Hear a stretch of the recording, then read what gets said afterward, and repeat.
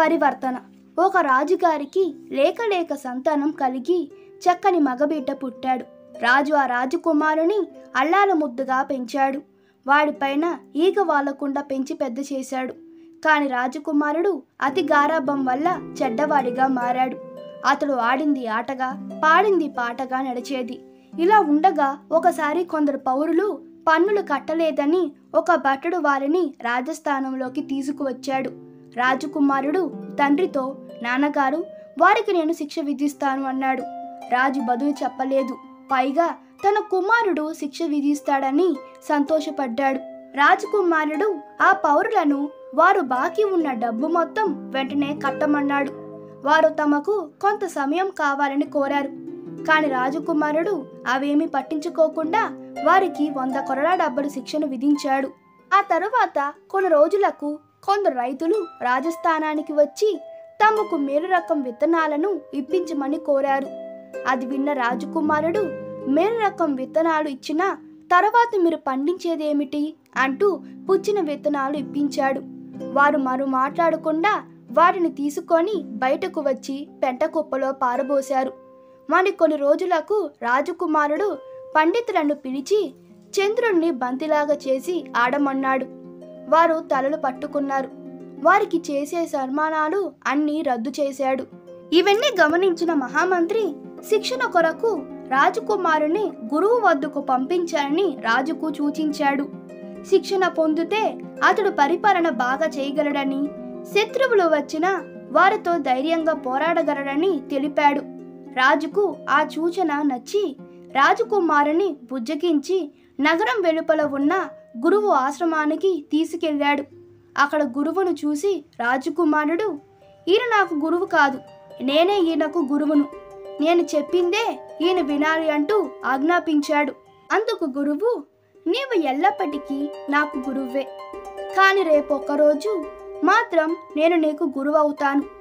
నేను చెప్పిన పని చేశావంటే నిన్ను గురువుగా అంగీకరిస్తాను అన్నాడు. అందుకు రాజకుమారుడు సంతోషించి ఒప్పుకున్నాడు. రాజకుమారుణ్ణి గురువు ఆశ్రమంలో అప్పగించి రాజు, మంత్రి అక్కడి నుండి వెళ్ళిపోయారు. మరునాడు గురువు తనకు 100 రూపాయలు ఉన్న పలంగా గురుదక్షిణంగా చెల్లించమని అడిగాడు రాజకుమారుణ్ణి. తన వద్ద డబ్బు లేదని 2 రోజులు గడువిస్తే తాను గురుదక్షిణంగా 1000 రూపాయలు ఇస్తానని చెప్పాడు రాజకుమారుడు. అందుకు గురువు ఒప్పుకోకుండా, పౌరులకేమో గడువు ఇవ్వకుండా ఉన్న పల్లంగా ఇవ్వమంటావు, నీకు మాత్రం గడువు కావాలి, వారికేమో 100 కొరడా డబ్బులు శిక్ష కూడా విధించావు కదా అన్నాడు. ఈ మాటలు విని తల వంచుకున్నాడు రాజకుమారుడు. వెంటనే గురువు కొన్ని పుచ్చిన విత్తనాలు తనకిచ్చి మంచి మొక్కలుగా మెలిపించమన్నాడు. రాజకుమారుడు, గురువర్య, పుచ్చిన విత్తనాలు ఎక్కడైనా మొక్కలుగా వెంటనే మొలకెత్తుతాయా అని ప్రశ్నించాడు. రైతులకు పుచ్చిన విత్తనాలు నీకిచ్చినప్పుడు నీకు విషయం తెలీదా అన్నాడు గురువు.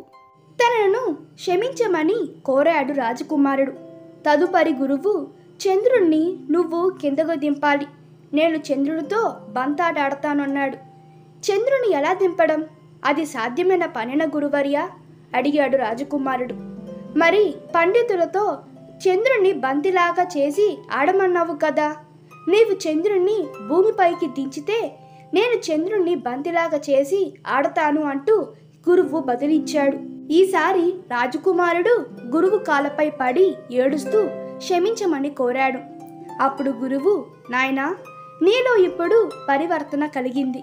శిస్తు కట్టని వారి పట్ల సానుభూతిని ప్రదర్శించి కొంత గడువును వారికి ఇవ్వాలి.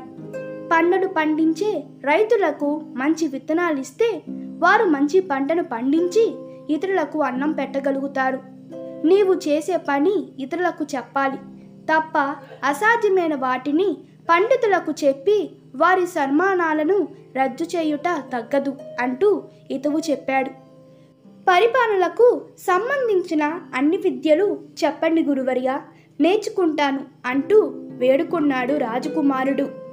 అలా అనతి కాలంలోనే గురువు బోధనలతో రాజకుమారుడు ధర్మ సూక్ష్మాలను నేర్చుకొని యుద్ధ విద్యలో అభ్యసించి గొప్ప పరిపాలకుడిగా పేరు తెచ్చుకున్నాడు. ఈ వీడియో మీకు నచ్చినట్లయితే మీ అభిప్రాయాలు కామెంట్లో తెలపండి.